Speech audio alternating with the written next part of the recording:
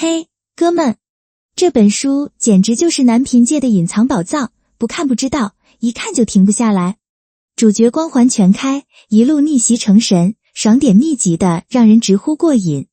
但别急，这不仅仅是个爽文，它还藏着对人性的深刻洞察，让你在热血沸腾的同时，也能感受到一丝丝温暖与共鸣。我熬夜读完，真心推荐给你，错过它，你真的会后悔拍大腿的。赶紧来一场说走就走的奇幻之旅吧！精彩小说会成册，订阅小说世界不错过，全文一播到底，别忘了按赞、留言、分享、订阅，开启小铃铛，精彩故事现在开始。第一章，会发光的砖。呼呼，只见满地枯枝落叶被突如其来的一阵风刮起，滋滋咔咔，这不知道是从哪里传来的声响。这是一座古城，破败的古城。曾经的这里或许是极其繁华的古老城市，但是现在却是被破坏殆尽了，变成了现在这一番光景。妈的，雕，什么雕啊？不就是有点钱吗？老子这是不想赚钱，要是想，哼！咕咕，一个踉踉跄跄的身影，手中拎着一瓶酒，边走嘴中边骂骂咧咧地嘟囔着，还时不时地往嘴中倒着酒。这是一个年轻人，不过邋遢的形象让人实在是不敢恭维。身上的衣服也已经不能称为衣服了，破破烂烂的，看了让人忍不住呕吐。不过在这个破败的荒芜的地方，却是没有人看到，因为这里的环境实在是不适合人生活。也许这里被称为遗忘之地也不过分。连你也狠心的离我而去，都走吧，都死完算了。哈哈，咕噜，一走三颠，那个年轻人口中嘟囔着，摇摇晃晃地朝这个破败的古城中走去。不知道时间过去了多久，大概1个小时的样子，也许2-3个小时，终于跌跌撞撞的他来到了一个勉强没有被毁坏的看似牢固还有些高大的建筑房屋前。也不知道是骂累了，走累了，还是喝得迷糊了，他推开那个破破烂烂的那扇大门，那仅剩半边的门，腿如山脉糠般晃搭了进去。咕咚咕咚，又是几大口酒入肚，然后缓缓地打了几个饱嗝。突然，哈哈，两眼赤红，如遇到有深仇大恨的仇家般。哗啦，没有拿酒的手猛地推到了房屋中仅有的几件简陋的家具，这也是曾经有人在这里生活过的见证。然后没有规则地歪倒了下去。而那房屋一角处被老鼠啃过的干瘪馒头，证明这里在不久前还曾有人生活着。而这个年轻人显然就是这个房屋的主人，也许这里本就是无主之物，毕竟这个偌大的荒芜城市也就仅仅他一个人，如此而已。也许不久之后，这里会有开发商来开发吧。不过现在，这里是属于他一个人的，他一个人的世界，独有的孤独的悲凉的世界。蜷缩在角落中，眼神变得空洞、寂寥、无神，不知道这是酒精的麻醉效果，还是受到了巨大的刺激。这没有人知道，都是假的，都骗我。为什么要骗我？为什么要离我而去？你知道吗？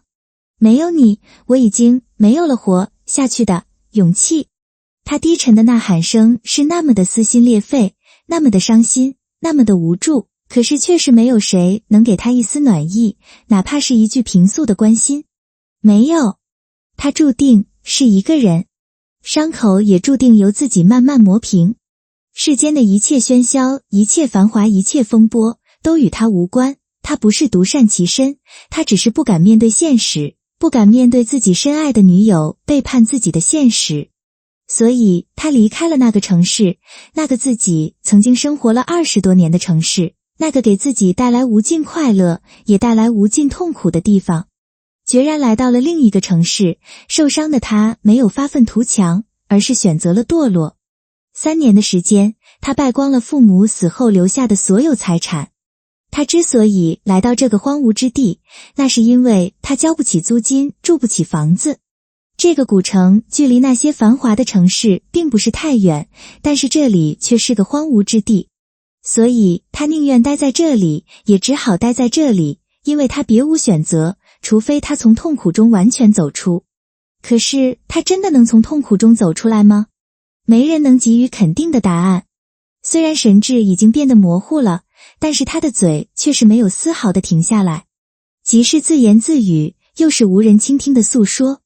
你怎么能这么狠心？明明说好了要相爱一辈子的，可是怎么就这么的坚持不住现实的考验？你怎么能？你以前说你不喜欢钱，只要能和我在一起，你就心满意足了。你还是说你爱我，无论我一贫如洗，还是富贵加身。你说只要能和我天天在一起，哪怕是……可是几年，就仅仅几年的时间，你却变了。你知道的，我有能力，只是还缺少机遇而已。给我时间，我一定能让世人都羡慕你的。为什么你不愿意再等我2年？难得你真的变得如此势利眼。为什么？虽然神志已经变得不清，但是那刻骨铭心的痛还是让他忍不住在黑夜中不知觉地站立。不知道时间过去了多久，只见他伸展了一下僵硬的四肢，缓缓地睁开了双眼。良久之后，揉了揉让自己感到疼痛发长的脑袋，他轻笑了一下，不过那笑容比僵尸还要僵硬，有着自嘲，有着萧然，也有着莫名的孤寂。把头靠着冰凉的墙壁，眼神还是一如既往的空洞，可是他的心却是在滴血。他依稀还记得那一年，那一年是他命运转变的那一年，那一年他体会到了从天堂掉落到地狱的感觉。那一年他上大3，他的父母说不上亿万富翁，但是也算是相当的富裕，有着属于自己的公司，规模算不上大，但是3、4千万还是有的，所以说他是富二代也是不为过。就算他有如此有钱的父母，但是他却是从来都不挥霍。他的朋友中知道他家有钱的人极少，因为他不想让自己的友谊乃至爱情中有着铜臭味。在学校他很刻苦，而且自身又是多才多艺，人长得虽然称不上帅，但是还算不错了。加上家里条件又好，而且还有一个喜欢自己的女朋友与自己相伴。虽然追求他的女生有不少，但是他却独喜欢他，哪怕追求他的人中有一个是学校的校花，而且也是多才多艺，并且他也有非常多的追求者，但是他就是喜欢他，义无反顾地喜欢他，他心中也是认为他也是一样的喜欢自己。这一切本来都是极为美好，而且是极为让人艳羡的人生。可是这一切美好，却是被一场突如其来的灾难给摧毁了。他的父母在一场车祸中双双丧生了，这飞来的横祸一下子把他给击倒了。由于受到打击，疼爱他的奶奶一口气没有提上来，也随之而去。本来温馨的4人家庭，骤然之间只剩下孤苦伶仃的一个人，这样的打击不可谓不重。父母旗下的公司也逐渐的分崩离析，股票持续大跌，再加上一些趁火打击的家伙，最后通过法律途径才留下了一小部分财产。他安葬了父母还有奶奶，打理了一切后事之后，带着沉痛的心情，迈着沉重的步伐来到了学校。本来发生这一切之后，他的命运也算是悲惨到了极点。可是雪上加霜的是，在得知了自己的家族破财之后，自己的初恋女友没有安慰自己呵护自己，却是在这个时候提出了分手，毅然决然地选择了离开。他也是知道自己家里有大钱的少数人之一，面对几乎一无所有的他选择了无情的离去。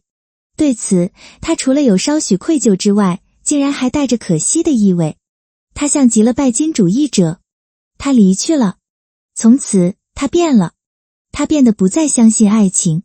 他的脾气也变得非常的糟糕，他会经常莫名其妙的发脾气。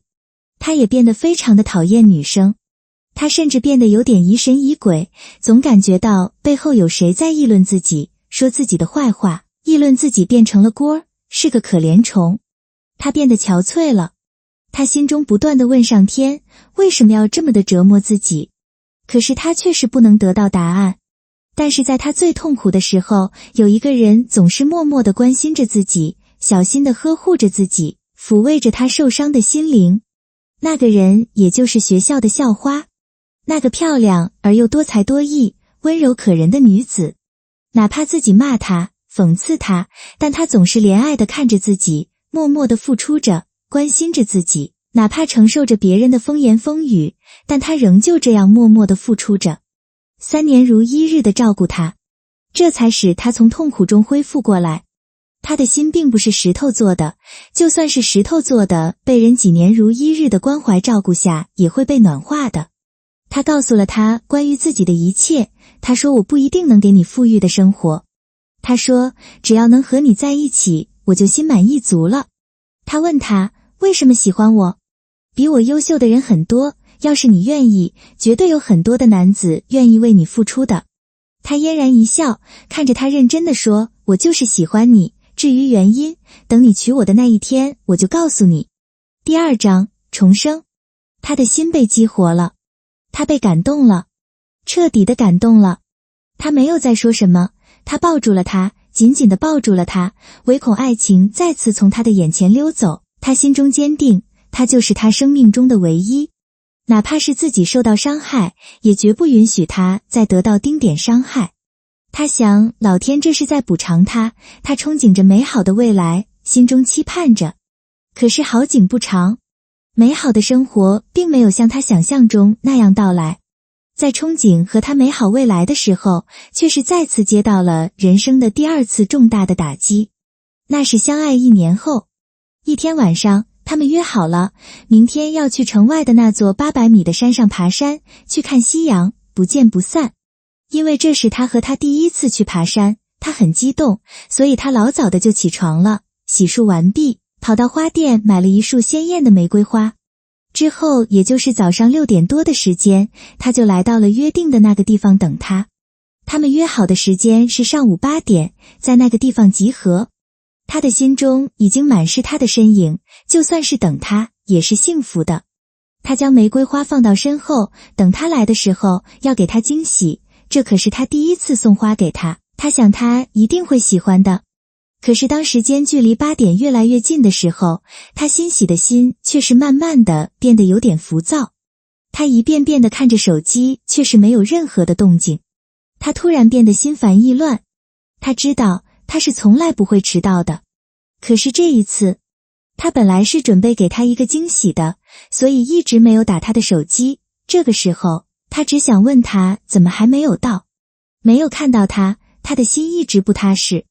嘟嘟，他拨通了他的电话，可是响了好久，电话就是没有人接听。他再打，还是如此。他心里安慰自己，或许他就快到了。可是转眼之间，已经8点多了，他要等的人却还是迟迟没有出现。他在那里来回的走动，踱着步子，眼神一直往视野所及的地方看，手中的手机也是不知疲倦地拨着。他的心中却是又安慰着自己，也许他忘了带手机，也许是堵车，也许他有紧急的事情来不及说，而又忘记带手机了。也许1个小时过去了，可他还是没有出现。虽然这个时候阳光明媚，但是他的心却是恍如秋天，焦躁不安。2个小时过去了，他实在等不下去了。他想搞明白这是怎么回事。他先去了他住的地方，可是等他赶到的时候，却是没有发现他。突然他的手机铃声响了，他打开一看，正是他的短信。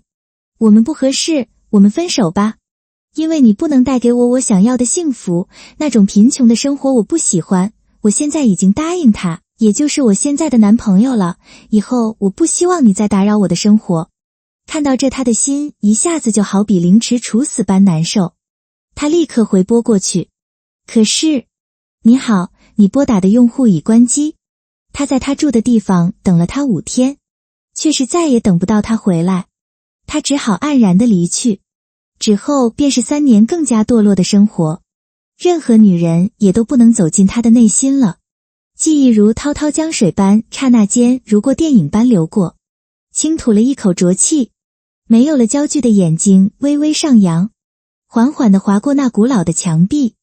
咦，他的心中猛地一颤，好像前方的墙有点奇异。他的空洞的眼神中这一刻多了一点好奇。仔细地看，骤然发现其中有一块凸显出了砖。让他惊奇的不是这块砖凸出来，而是这个砖对着自己有着莫名的吸引力，仿佛冥冥之中有着天机的牵引似的。他手支撑着墙，缓缓地站了起来，带着虚弱的恍如散架的双腿来到了那个凸起的奇异的砖前，仔细地凝视着。他发现它是和其他的古老的砖是不一样的，它发着微弱的亮光。他仿佛感觉到了它的呼唤，不由自主地伸出了自己消瘦的右手，触手是透心的凉爽，之后是心灵的宁静、欢愉、舒心。这一刻，他仿佛感觉到全身的每一个细胞都是愉悦的。他心中一喜，猛然抓住这块发光的砖，往外一拔，嗤，光芒骤然大亮。之后只听见一声巨响，轰隆隆，这个看似有点牢固还有些高大的建筑轰然倒塌。而他，青天白日，万里无云，没有瑕疵的天空，这一切的一切都在昭示着这里是一个美丽的地方。不远处是一座座连绵起伏的山脉，或高耸入云，或低若房屋。袅袅炊烟缓缓地升起，证明这是一个有人生存的地方。没错，这个地方的确是生存着不少人类。在这里有着一个个依山傍山生存的小山村，不时的，儿童嬉戏的声音不断地从一个个小山村中传出来，给这个地方增添了不少的活力，青春的朝气气息。在其中的一个位处深山窖里的名为石家村的山村，这里也和其他的山村一样，每天都是早出晚归，忙碌着自己家的农活，为着生存奔波劳碌着。和往常一样，一片宁静祥和的气象笼罩着石家村。其中一家很普通的院落中，这家也是比较的靠近后山的一家。院落中有一个中年男子仰身躺在长椅子上，眼神凝视着天空，不知道在想着什么。山哥，饭做好了，该吃饭了，我去叫夏燕儿。这个时候从屋中走出一个宛若少妇般的女子。哦，好的。慢慢的，思维回复到了现实之中，轻轻地对着他一笑道，等一儿回来一起吃饭。妇人又准备说什么的时候，突然两人脸色大变，因为他们同时听到了一个熟悉的声音，一个划破了天际的凄厉尖叫声。随后又是一声惊恐的声音响起，是燕儿。仿如一阵风，妇人朝那尖叫的声音处赶去，只留下一道虚影，这是速度快到一定程度造成的视觉感受。中年男子也是猛地一颤，嗖，也是从椅子猛地起身向外赶去。这是一座不高的山，有6-7米的高度。山下，一个小女孩正在趴在一个小男孩哭泣，声音中充满了惊恐。一哥哥，你快点醒过来！小女孩摇晃着被他成为一哥哥的男孩，你要是醒来了，我就让你亲我一口。呜，一哥哥，你怎么流血了？呜，一哥哥，你不能不要楠楠啊！呜，一哥哥，你不是说要让我当你的新娘吗？你只要醒来，哪儿就嫁给你。你要是不快点醒来，我长大了就嫁给别人不要你了。充满稚嫩的小脸此时挂满了泪水。燕儿，那个美丽的妇人此时也快如流星般赶了过来，飞也似的来到了他的身边。呜，婶婶，一哥哥他，你一定要叫醒他呀。小女孩此时已经是泪眼朦胧了。你先回去吧，你一哥哥没事的，没事的。美妇人不知道是在安慰这个小女孩，还是在自我安慰。说着话，美妇人的手不知道从哪里拿出一个瓶子，迅速地倒出几粒药丸似的东西，掰开了被她称为燕儿的嘴，放了进去。她抱起她，嗖，又是一道幻影，往家里赶去。月妹，燕儿会没事的，别担心了。床前那个中年男子轻搂着那个正在抽泣的美妇人的肩，微微道：呜，山哥，燕儿她从小就身体不好，刚才我发现她的气息逐渐的消逝，我怕。美妇人爬到那个中年人的肩上抽泣道：她会没事的，会没事的。中年男子的声音也是那么的无力。他要是能修炼真气的话，身体就不会像现在的这么糟糕了。美妇人伤感的道：我们别打扰他了，让他休息一下吧。或许明天就会醒来。中年男子缓声道：刚才有不少人来慰问，我们也出去下吧。怜惜的看了一眼躺在床上的儿子，那是一张苍白的没有血丝的脸，美妇人心中不由一阵绞痛。中年男子看着床上躺着的自己的儿子，脸上也有着悲痛，不过除了悲痛之外，好像也有一种别样的意思。两人走了之后，房屋内一下子变得冷清起来。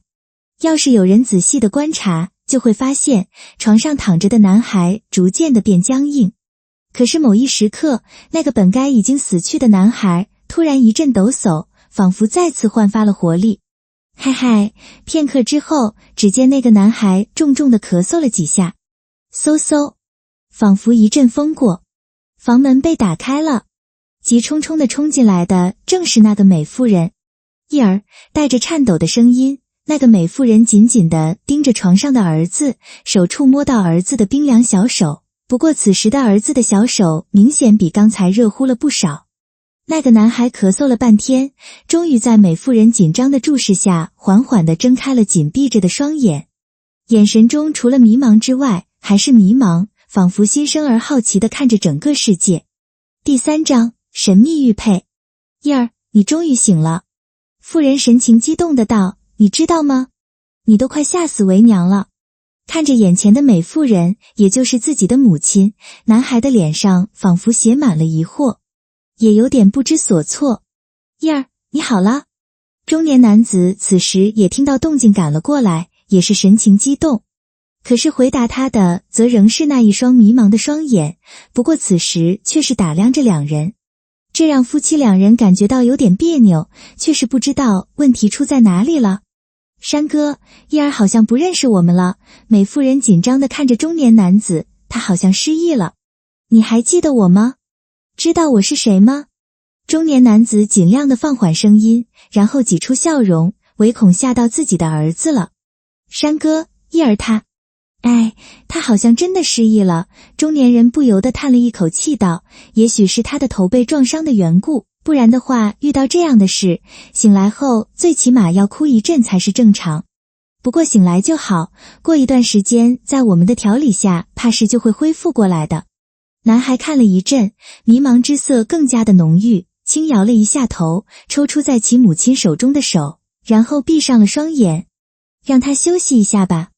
中年男子看着男孩，然后轻声道：我去给他弄点吃的去。美妇人怜爱地看了一眼自己的儿子，然后起身和丈夫一同走了出去。房门轻轻地被带上了。当房门关上片刻之后，在床上躺着的男孩再次地睁开了双眼，他的眼中现在除了迷茫之外，还有一丝惊奇。这个梦怎么这么奇怪？男孩喃喃道：那两个人是谁？他们说的话我怎么听不懂？我记得我是在……男孩揉了一下发长的脑袋，我记得我在拔那个发光的砖头，可是却动摇了整个建筑的根基，那块砖头竟然是整个建筑的核心。我好像看到那个发光的砖向我拍来，在之后好像是整个建筑轰然倒塌。最后的结果好像是自己的脑袋被那块砖头砸到了，之后一切变得黑暗，自己竟不能控制住自己，甚至自己的思维都停滞了。那段时间仿佛一刹那，又好像是度过了几千几万年似的。可是当自己的思维回归意识之后，映入自己眼帘的不是废墟，而是一对夫妇，而且说着自己听不懂的话。不过脑袋此时却还是锥心的疼痛，用手抚摸了一下自己的脑袋。咦，这是我的手。突然男孩坐起身子，还有我的声音，怎么会这么的稚嫩？男孩的声音中有着一丝颤抖，因为他不敢相信，他好像意识到了什么似的。拿起一边的镜子，仔细地照了一下，看着那张陌生的稚嫩的小脸，轰，脑海中猛地涌现了不少的记忆。剧烈的疼痛让他忍不住叫出声来。正在厨房中给儿子做东西的母亲听到儿子的尖叫声，立刻停下手中的忙活，如箭矢般朝儿子的房间赶去。一儿，怎么了？他的声音中带着极度的担忧，一赶到地方急忙说道。我没事，就是饿了。男孩此时的眼神现在更加的复杂，但是此时担心自己儿子的美妇人却是没有注意到这一点。饿了好，你先躺下，为娘给你弄点吃的。美妇人先是一愣，瞬间则是被惊喜埋没，因为她发现她的儿子奇迹般的好了。不过却是没有见男孩的父亲过来，不知道其此时忙什么去了。美妇人把门带上，带着喜悦走了出去。当房门再次关上之后，男孩的目光闪烁不停。我原来是重生了，不过是借尸返魂。男孩，不，准确的说是有着男孩身体，却是有着成年人灵魂的组合体，心里默默的想着。刚才那一下剧痛，是记忆的融合，是这个身体的主人原有的灵魂记忆。通过灵魂记忆，他了解到了一些东西。他很苦笑不得的事情是自己好像赶上书上说的穿越潮流了。从男孩的记忆中知道了这个男孩的名字叫做影义。那个中年人是自己这具尸体的父亲，叫做影山。不过影义好像有点怕自己这个父亲，那个美妇人是自己的母亲，叫做萧月。影义还有一个姐姐叫做影梦，不过在1年前被送走了，好像是送到自己姑姑那里去了。影义的记忆很少也很简单，几乎都是关于这个小山村的事情。不过对于这也好理解，毕竟他的岁数还小。不过幸好，影义对于文学知识的记忆不算少。但是影义的记忆到了自己的脑海中，经过整理加工之后，则是变得有点颇不简单。不过一些东西需要自己验证才行。自己现在首先要做的事情是适应现在这个身份。既然老天给了自己新生，那么从今天起，自己就再好好的活上一场。就算不能名垂千古，也要奋斗一番。从今天起，我的名字就叫影义。吱呀！房门打开，母亲。萧月一脸喜悦地走了进来。来，母亲给你熬了你最喜欢喝的银耳莲子粥。后山那座7、8米高的山巅之上，此时正端坐着一个人，目视着落日西山的夕阳。准确地说，那是一个小男孩，一个有着成年人思维的男孩。影义，这是他现在的名字，至于上一世的名字，他已经弃之不用。哎，真是时间如白驹过隙，转瞬即逝。没想到这转眼之间已经过了1年，1年啊！人生能有多少1年呢？影义轻叹了一口气，稚嫩的脸，说着老成的话，眼神中有着与世独立的沧桑，别有一番特殊的韵味。虽然决定重新来过，可还是用了1年的时间，才慢慢的适应了这个新的身份、新的生活。能恢复过来的最主要的原因，还是他有着一个深爱着他的母亲，用他完全的母爱关心着他，他的儿子影义。影义前世受到的磨难，被他无私的爱给慢慢磨灭。虽然他已经不是他真正的儿子，他心里想着，有一天他会回报他无私的母爱，不会让他受一丝的苦，一丝的委屈。现在回忆起前世发生的一切，就仿佛是一场梦，对以前受到的刻骨铭心的痛，也淡化了很多。也许就像那样一句至理名言，爱过、恨过、走过，才会成熟吧。世间最伟大的是母爱。这一句话对现在的影义来说，一点也不错。伤口会被时间磨平，记忆会慢慢的消逝，不能消逝的，不管是苦的还是甜的，沉淀下来的，那都是值得回味的记忆。这1年来，影义对这个世界也算是有了点了解。这是一个武者的世界，没有实力，想在这个世上混出名堂，貌似一件非常困难的事情。影义目视着前方那起伏的山脉，心里思绪纷飞。可是自己这个身体的状况实在是太糟糕了，竟然是100万中无一的全身经络闭塞，而且是高度堵塞那种，比中亿万大奖的概率还要低呢。这样的情况也完全的杜绝了自己成为强者的希望。哪怕是有一线希望，凭借自己2世为人的技艺和聪明才智，也绝对能为人上人。可是现在，经络不通，就不能修炼功法，不能修炼。想到这，影义的心情变得有点沉重。这要是个文学盛行的世界还行，可是现在却是恰恰不是，没有实力，你的文学方面再强，也不会被人看中。难得我此生还要尴尬的活着吗？没有理想，如行尸走肉般，那是我想要的生活吗？绝对不是，那样的生活自己已经过够了，自己要回到那曾经意气风发的那几年。就算自己的身体全身经络闭塞，断绝了自己成为高手的梦想，但是自己还要找到自己的追求，凭借自己的智慧，怕是也能混出个人样吧。影翳弱弱的给自己鼓点劲，可是明显的底气不足。因为这是个靠拳头说话的世界，道理大不过拳头。拳头就是硬到底，实力就是规则。你强，规则就由你来定。你没有实力，你的话和屁话的效果差不多。难得我真的是废物吗？影翳不禁苦笑着，暗暗地问自己。自己如今还差2个多月就快10岁了。在10岁以前不能修炼到见习战士境界，那么此生几乎与武者大道无缘了。10岁是一个关键的年龄，其实越早达到见习战士境界，那么以后取得的成就也就越高。自己的姐姐是在9岁那年突破到见习战士级别的，当她离开的时候，也就是10岁那年，已经达到了见习战士中阶了。而与自己从小就在一起玩耍的陈楠，也在今年的早些时候突破到了见习战士境界，如今更是在刚到9岁的时候达到了见习战士中阶。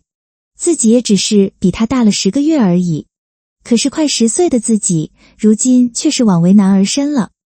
要想成为一个有成就的武者，这并不是一个容易的事，毅力和天赋都是不可缺少的。但是对于连生死都经历过的影翳，显然不缺少成为人上人的毅力，但是天赋却实在有点匮乏，准确的说是没有打开成功大门的钥匙。第4章阴阳诀。武者，影翳的嘴中不断地念叨着，突然感觉到自己身上佩戴的玉佩仿佛在颤抖。影翳从记忆中获知的信息是，这个一面刻着翳字的玉佩从小一直都佩戴在自己的身上，不过一直没有什么动静，就算以前用手抚摸它也没有反应，带着除了温神静气之外没有什么特殊的效果，影翳也就没有注意。不过此时影翳的心里却有着一丝奇异的感觉，不过他并不知道这丝奇异的感觉来自哪里。翳儿，回来吃饭了，远处传来了母亲的声音。好的。影翳边回答边走下那不高的小山，往家里走去。一晃又是几日过去了。这几天影翳发现身上佩戴的那个玉佩好像越来越有灵性似的。这天刚吃过晚饭，天还不太黑，影翳走出了门。这孩子自从那次受伤醒来之后变了很多，而且变得非常的懂事了。母亲萧月薇笑着对自己的丈夫道：是啊，遗憾的是此生无缘能成为武者了，要是能有极少的天赋，只要努力，也有一线的机会成全武者大道，可是如今却是经络完全闭塞，那可是完全闭塞，从来没有听说过经络脉完全闭塞的人能修炼成为武者，更别说是登堂入室后的武者大道了。影山摇头苦笑，不过话音一转道，其实这样也好，平平淡淡过一生，也不会有太多的烦恼了。山哥，我没事。影山制止了萧月说下去，微笑道，不过笑得有点勉强。离开了家，影翳发现时间越是靠近晚上，那个玉佩的动静仿佛越大。影翳仿佛听到了有种声音在呼唤着自己似的。玉佩，难得是他。影翳静下心来感应，发现玉佩此时传来了极为急迫的躁动，对，就是躁动。心神沉凝其中，影翳终于得到一个信息，那就是玉佩在呼唤着自己去一个地方。通过与玉佩的那点微妙的联系，影翳寻找着他想要自己到的地方。影翳甚至怀疑，要是他能行动的话，说不定早就跑过去了。不知道过了多久，那个玉佩的动静也是越来越大了，影翳甚至听到了玉佩上传来嗡嗡的声音。在不知不觉中，影翳发现自己好像来到了后山，而且影翳发现玉佩指引自己来到的地方竟然是那个阴气很重的北后山这个地方。这里几乎没有人愿意来，这里的浓郁的让人难受，会让人感到极度的压抑。而来到这里之后，影翳发现身上的玉佩竟然发现了青色的亮光，青色的亮光竟然指向一个地方，那里也就是玉佩药。自己到的地方，顺着玉佩的指引，影翳来到了一个洞前。这个洞有一个响亮的名字——阴风洞。好奇心的驱使，致使影翳毫无犹豫地踏进洞中。嗡嗡，玉佩竟然在自己胸前颤抖起来，急忙从脖子上取下玉佩。影翳担心晚一会取下，就被这个好像极为兴奋的玉佩给拽着跑过去。当影翳一取掉这个玉佩，只听见嗖的一声，那个玉佩竟然径直地飞了起来，向洞深处飞去。影翳急忙跟上去，根本不担心里面会有什么危险等着自己。也许死过一次的人，对死的恐惧也降低了不少吧。里面难得有什么他需要的东西。影翳心里思索着，不过脚下却是急步跟上。没想到身上这个不太起眼的玉佩灵性竟然如此的大，也许上面蕴藏着极大的秘密，不过这个秘密亟待于自己去发掘。或许自己全身经脉闭塞并不是无解的，或许自己的机遇就在眼前。影翳不知道自己为什么会有这样的想法，这个想法来的是那么的突兀，但又是那么的自然。蹭蹭，这个洞穴显然比较的深，不过也不算太深，就是弯不少。在思考的时间，拐了最后一个弯。让影翳震惊的是，映入眼帘的是那个悬空的玉佩，此时正在前方这个不小的宽大的洞穴中，正悬浮着。悬浮不是让影翳震惊的事情，震惊的是玉佩正在吸收着漫天的如雾气的东西。此时那个玉佩如一轮青日般，发出独特的耀眼的光芒，而且越来越亮。要是在外面的话，怕是会惊动这个村子吧。影翳不由得咂舌。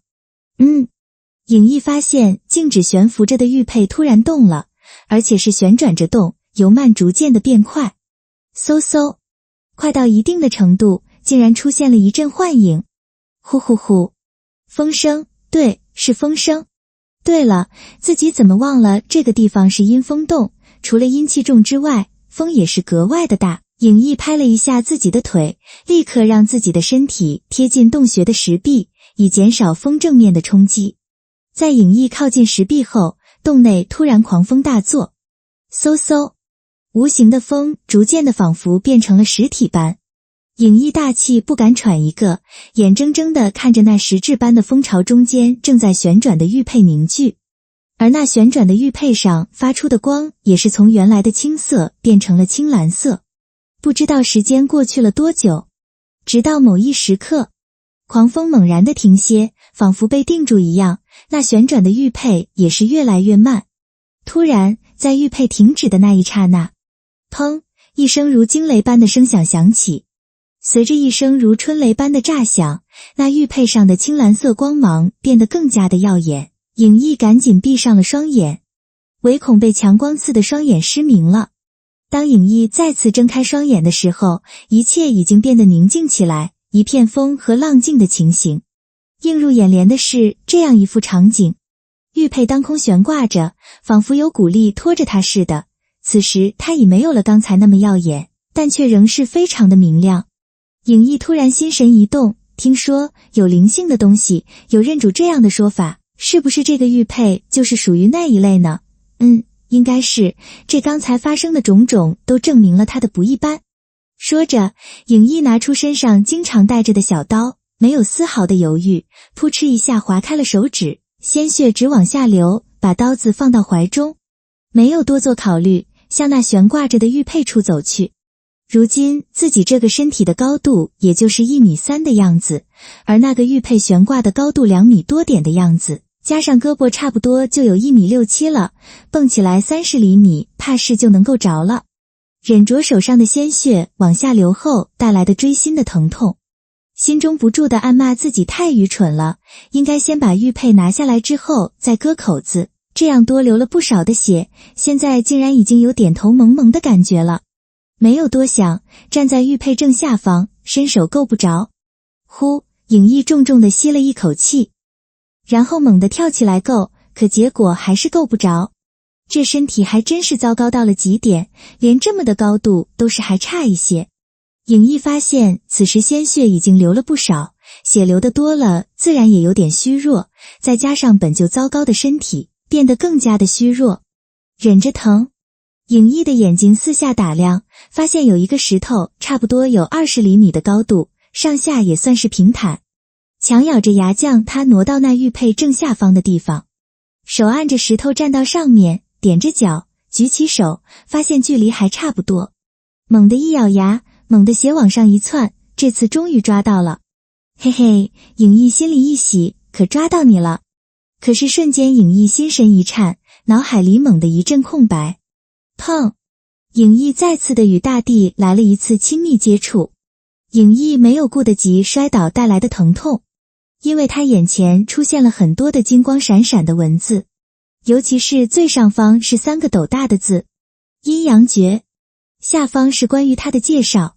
阴阳代表一切事物的最基本对立面，阴为寒，为暗，为聚，为实体化；阳为热，为光，为化，为气化。阴中有阳，阳中有阴，冲气以为和，像无形的气分隔了阴阳，使其各居其位。阴阳的位置是不断变化，周而复始的。我们所能看见的事物为阴内阳外，反之则为反物质。所有的事物都要符合阴阳的规律和结构，就像人出生是聚合，然后死亡消散，这就是阴阳的规律。而人体内阴阳失衡或阴阳所在的位置不对人，就会生病。